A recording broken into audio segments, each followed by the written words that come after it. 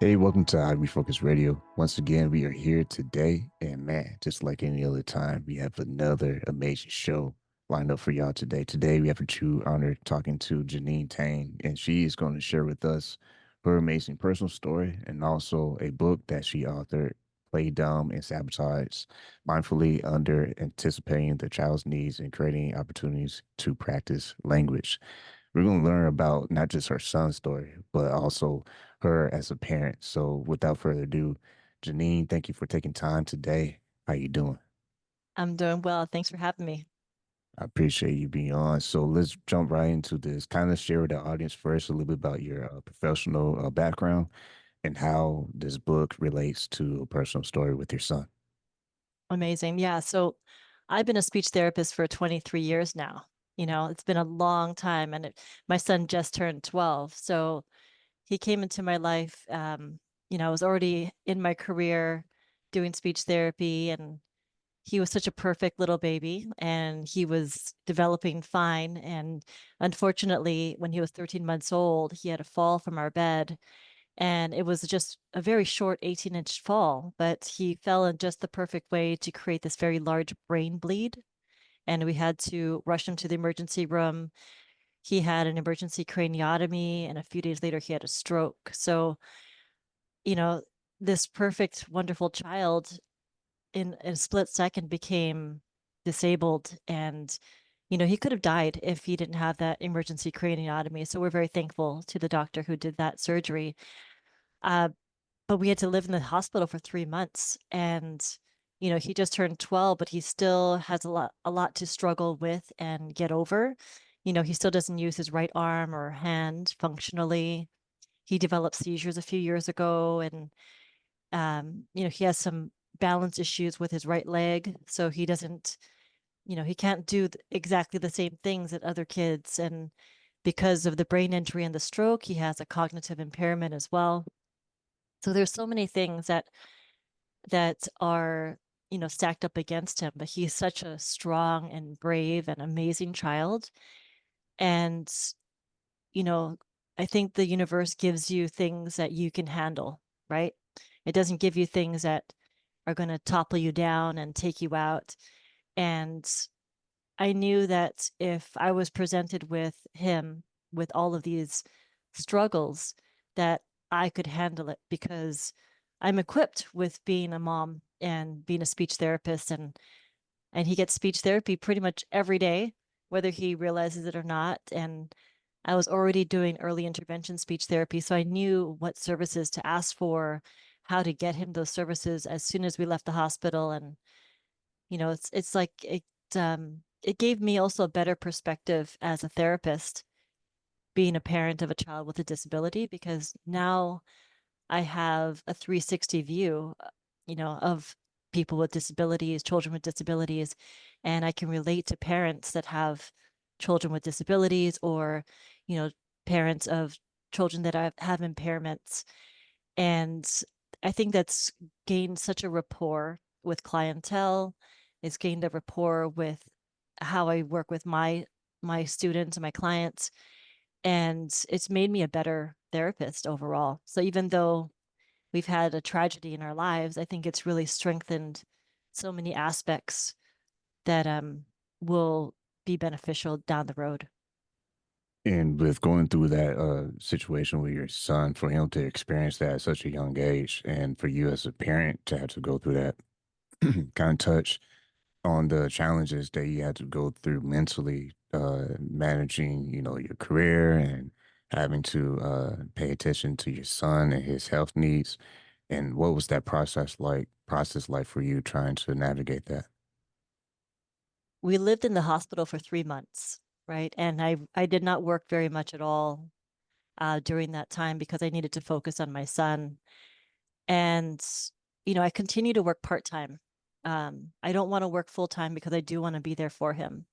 But I work about 30 hours a week between Monday through Saturday, and it allows me to focus on spending time with him in the afternoons, getting him to do activities such as basketball.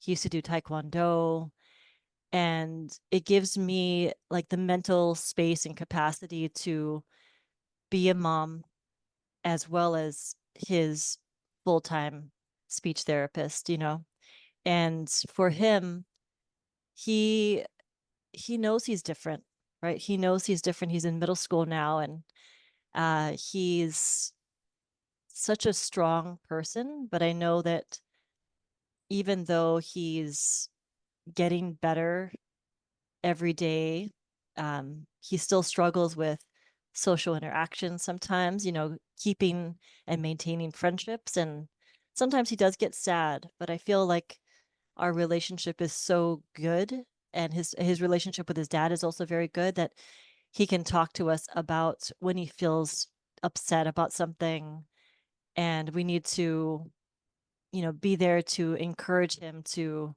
stand up for himself if he thinks someone is bullying him or teasing him, how to make friends, and navigating that social aspect of being in sixth grade, being in middle school is so difficult. It's very different than elementary school.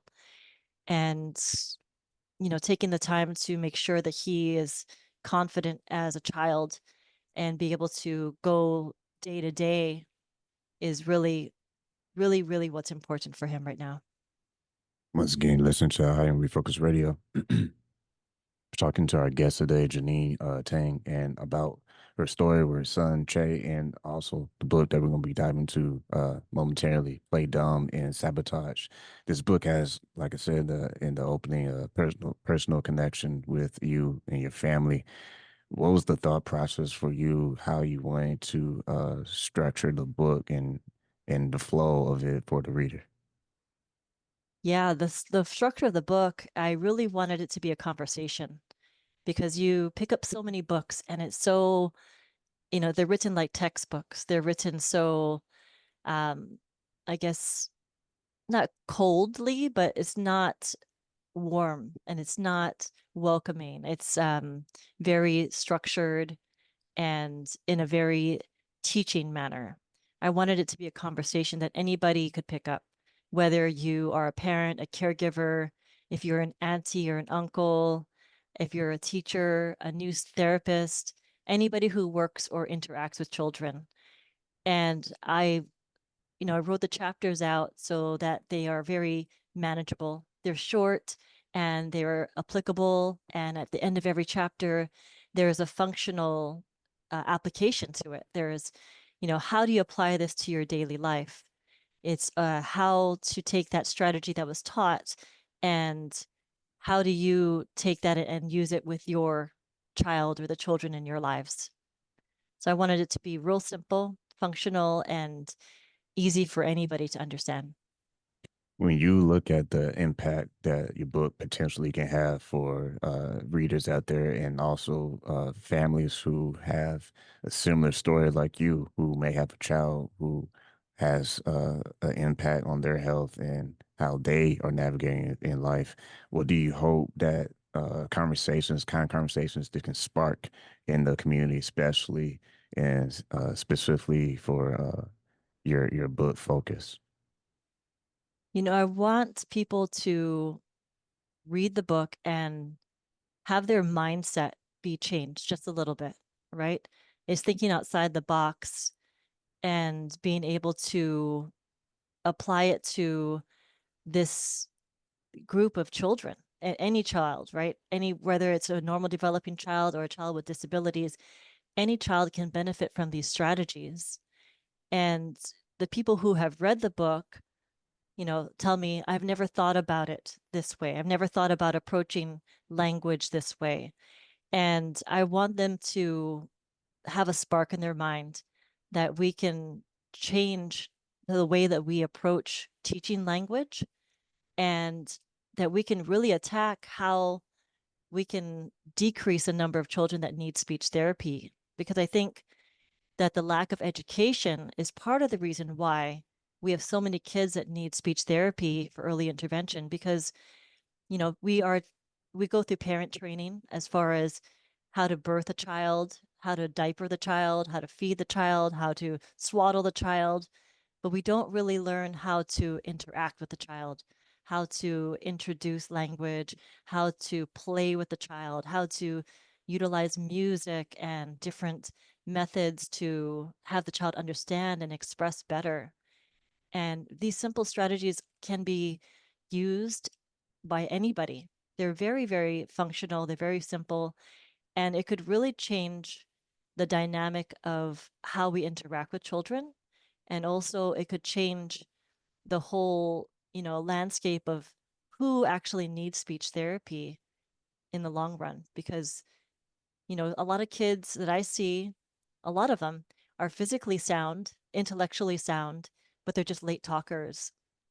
And, the title Play Dumb and Sabotage really goes, really talks about how we as parents and caregivers, we over anticipate because we want to be good parents, we want to be good caregivers, and we want to show that we can do it by knowing what the child wants to wear or eat or play with, and knowing and doing things for the child before the child even can indicate that they need something or want something. So a lot of these kids, they don't have to talk because everything is done for them. When you look at the progress your son has made, in what areas would you say that you've seen him connect with you more on personal level and give you encouragement that where you started on your path with your son uh, obviously will look a lot different today? Yeah, he's such an amazing child. Like he has such a love for music. And when I see him, he loves, singing with the music videos. He likes to read the titles of words. So it's like karaoke, or in Hawaii we call it karaoke, like it's supposed to be called. Um, but he loves that, it's just that the love for language and the love for reading, and he loves interacting with people. Like his level of ability to empathize with someone's emotions and feelings is very high, I feel. Like he is very caring, he's very loving, he's very happy. He wants everybody to be happy. And I feel like his journey of language, when he was first injured, they said he might never walk or talk. And that's devastating for a parent to hear. And to look at where he was when he first got injured to where he is now, no one would imagine that his language would be so good, that his ability to, um, interact and relate to people is so good.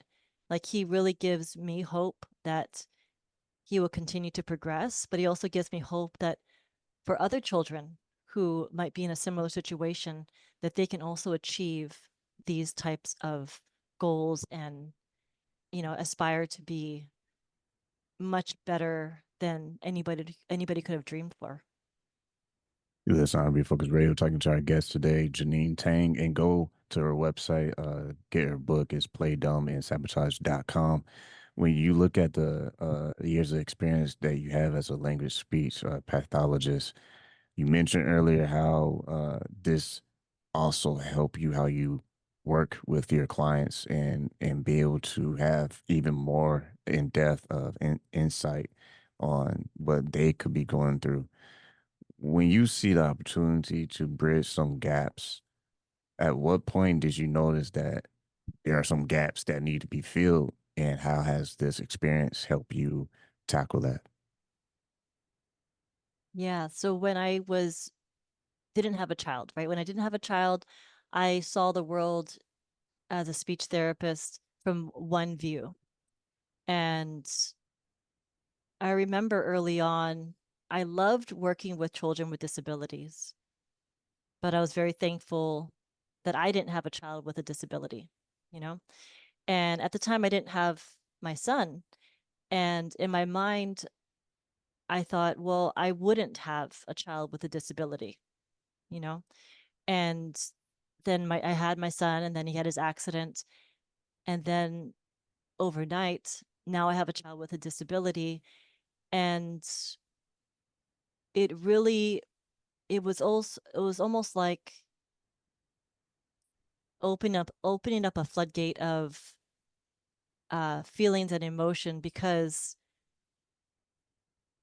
it was almost like I was so naive to how parents had to interact with a child with a disability, live with a child with disability, nurture a child with a disability. And that naivete was vanished after I had my son, um, after his accident, because now I could really engage with other parents and truly understand where they're coming from.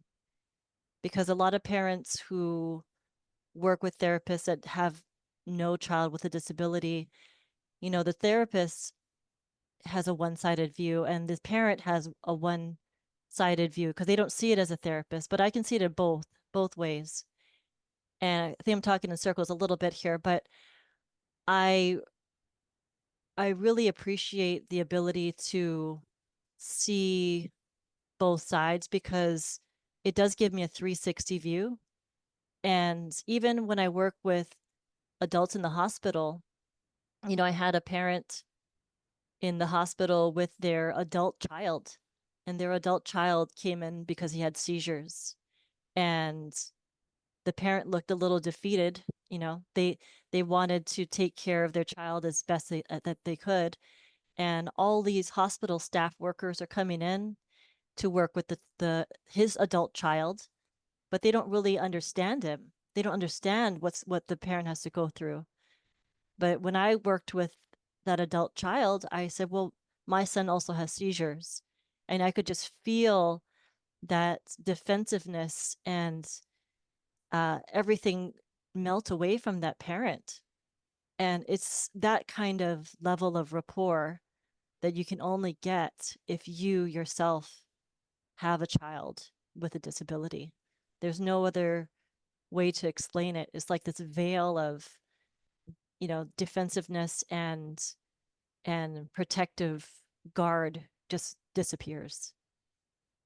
And speaking of rapport, this book is a guide for parents as well. And when you took the time to craft everything in this book, from the illustration to how it was formatted, when you look at parents and their reactions to this book, what are some of the things that you're starting to hear that makes you feel like, wow, like this project was a success and is reaching people in a personal way?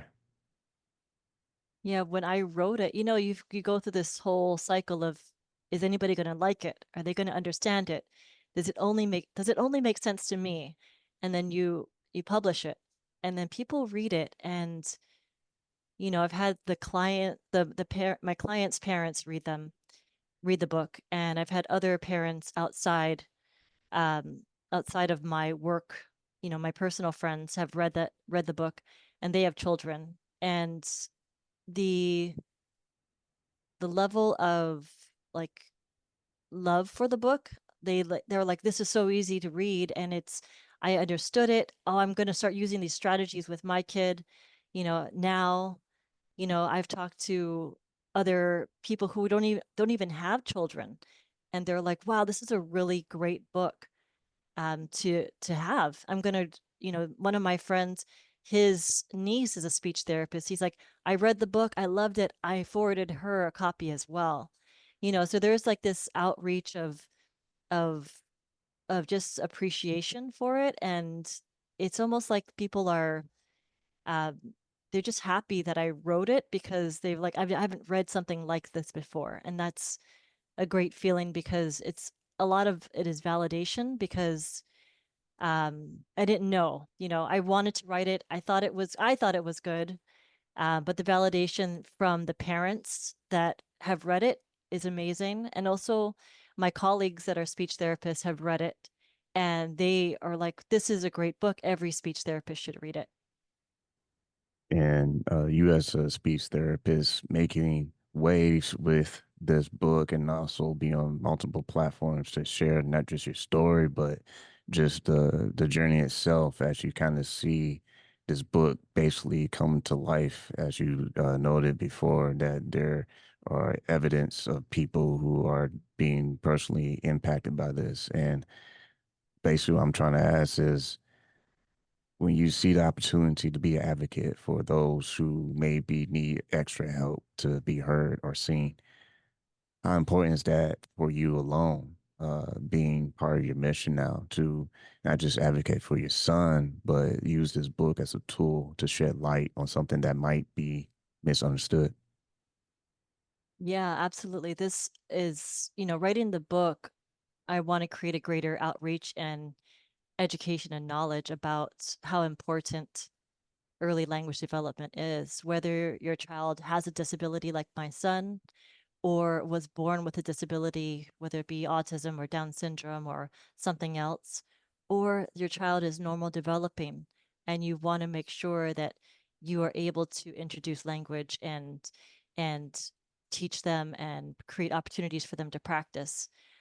All of these different children can benefit from this book. And I think that it'll create a movement to how we interact with kids and how we are focusing on language, but also focusing on the ability to create opportunities for them to practice. We tend to over anticipate.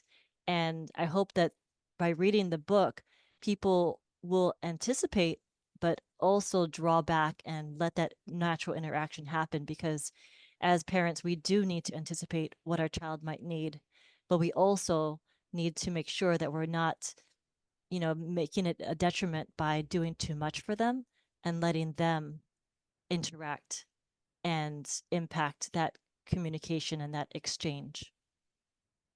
Once again, the listener, I'll be Refocused Radio talking to our guest today, Jeaneen Tang, and go to her website, playdumbandsabotage.com. You also can find her book available on Amazon as well. My last question for you is when it comes to your son, does he know that he's being highlighted on these shows and books and all that? Because he's kind of getting a little famous now.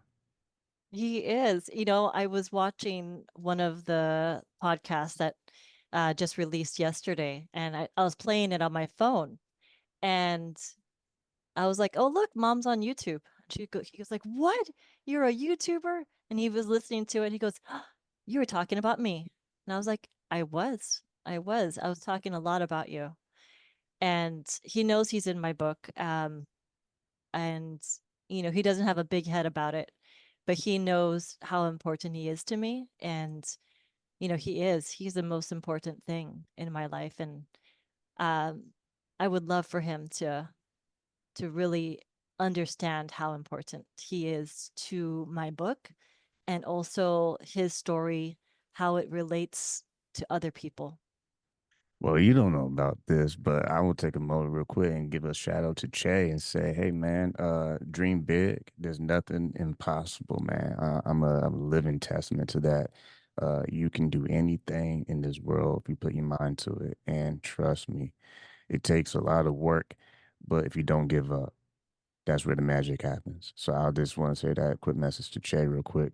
Once again, we've been talking to our guest, Jeaneen Tang, and her book. You can get on Amazon or you can go directly to her website, playdumbandsabotage.com. Playdumbandsabotage.com is the website.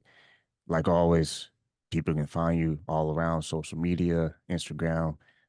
What's the best way someone can keep in touch for future work? Definitely go to my website, playdumbandsabotage.com. You can download a free PDF with some strategies from my book. You can connect with me there. So if you want to do a virtual or in-person training, I'm there. We can do a consult. And then also on my Instagram, it's at Play Dumb and Sabotage. So that's where you can connect with me. And I would love to, have a greater outreach. So put it out there. Like I always want to say to you, Janine, thank you for your time. Thank you.